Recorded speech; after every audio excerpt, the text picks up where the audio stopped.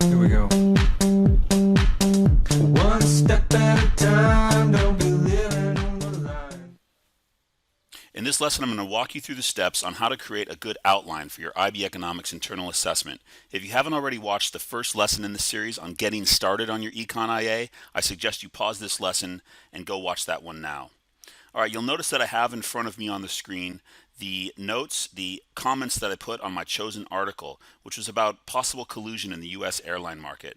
Before I start writing my actual commentary, I'm going to create an outline of the ideas and the analysis and the terms that I need to define and how I might approach my evaluation in my actual commentary. So before I began my outline, I went through the notes, read them carefully, and now I'm going to start collecting some evidence that I can incorporate into my actual commentary. So what you'll see me doing here is outlining the introductory paragraph or paragraphs that I plan to start my commentary with.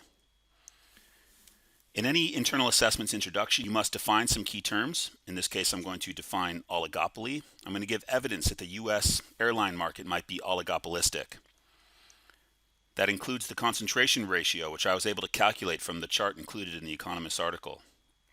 I also want a main idea in my introduction. In this case, my main idea is that US consumers are suffering from higher prices and less product choice than their European counterparts due to the oligopolistic nature of the US airline market. All right, now time for some analysis. The article mentioned that fuel prices were at an all-time low. However, the prices of air travel were not falling in the United States. This could be evidence of collusion. And as you're going to see in a moment, think about what graph I can put into my commentary to actually illustrate why prices are unlikely to fall in a collusive oligopolistic market. Notice that I'm just brainstorming here. I'm going to write a few ideas, I'll delete those ideas, and I'll write new ideas. The goal is by the end of this outline I have a really good idea of what I'm going to write about in my commentary. But I'm not going to go into much depth or detail in my outline itself. I'm identifying which terms I need to define, but I'm not actually defining them. Save the actual definitions and the in-depth analysis for your first draft. All right, I've already identified a graph that I can put into my commentary. I'm going to include a kinked demand curve graph, which you'll see in the next video. I'm scrolling back up and I'm looking for some more evidence that I can incorporate into my analysis. You'll notice that in some places I'm actually going to copy and paste some passages that I want to include in my first draft. It's really important that you include data and evidence from the article in your commentary itself. As much as possible, the rule of thumb I give my students is you should incorporate at least 3 direct quotes into your commentary. So when I select text from the article, what I'm doing is I'm finding those quotes that I can put into my commentary itself. As you can see, I've identified evidence of collusion from the article. So I'm going to try to incorporate that into my first draft itself. Distinguish between a collusive oligopoly and a non-collusive oligopoly, and talk about why consumers suffer when there's collusion in play. Why might airlines wish to collude? That's something I want to talk about in my commentary. How does it benefit them?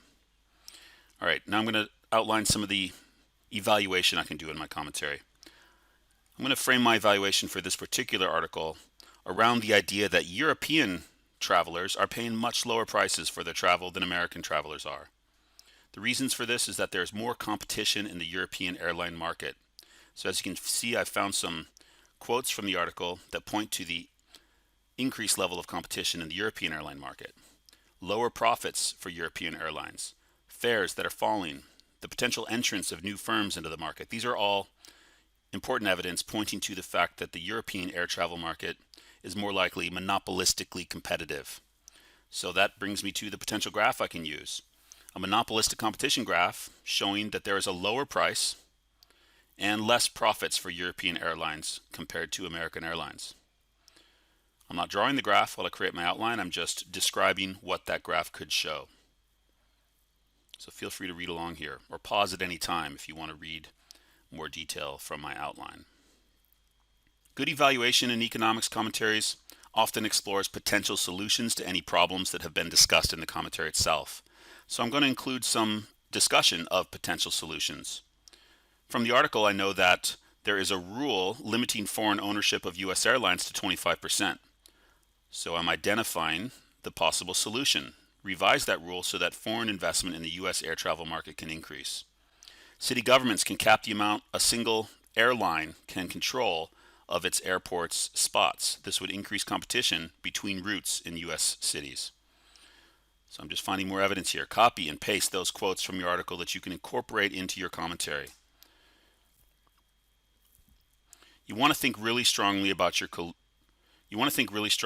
conclusion, guys. You really need to identify your own perspective on the matter. So I'm going to talk about whether the U.S. government is going to side with consumers when it comes to regulating the air travel market or side with producers. That's going to be my approach to evaluating this article. The short run and the long run. More competition would reduce prices in the long run and increase the amount of service available to American travelers. All right, so now you've seen me create an outline for my first IB Economics internal assessment. The point here, guys, is that you do not rush the writing process. Before you start writing your very first paragraph for your actual commentary, it's important to read your article critically. It's important to take notes on that article, add comments in a Word document or in a Google Doc like I'm doing here, and then create as detailed an outline as possible without going into too much detail. Reserve actually defining terms and drawing graphs until you begin working on your first draft, which I'll go into in the very next video lesson.